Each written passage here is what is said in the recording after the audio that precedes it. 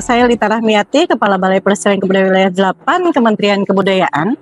Saat ini kami sedang berada di Aula Kantor Kantor Balai Pelestarian Kebudayaan Wilayah 8 di Serang.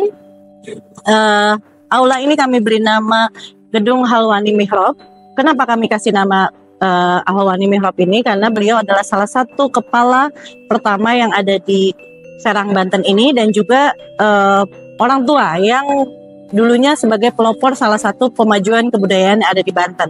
Seorang sejarawan, seorang arkeolog yang sangat concern terhadap pelindungan kebudayaan terutama di Provinsi Banten ini.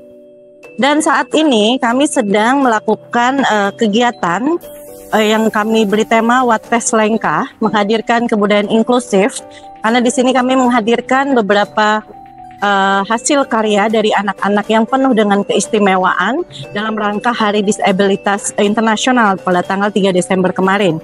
Sekaligus juga karena dalam Desember ini kita punya Hari Ibu, maka juga ada perupa-perupa maupun pelukis-pelukis wanita perempuan yang juga menampilkan karya-karyanya di aula ini. Dan acara ini akan terus berlangsung mulai kemarin dibuka tanggal 9 Desember hingga 21 Desember nanti.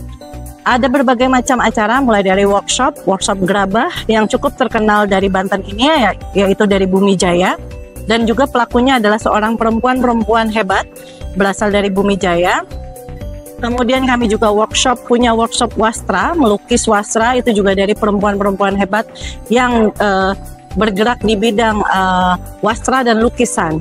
Nah ini kami berharap nantinya teman-teman terutama kawan-kawan yang ada di Provinsi Banten bisa lebih mengenal kebudayaan terutama yang ada di Banten ini.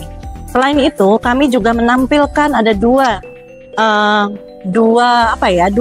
benda yang merupakan peninggalan masa lalu dari Kesultanan Banten, yaitu ada mahkota Kesultanan Banten dan juga Panji Debus Kesultanan Banten.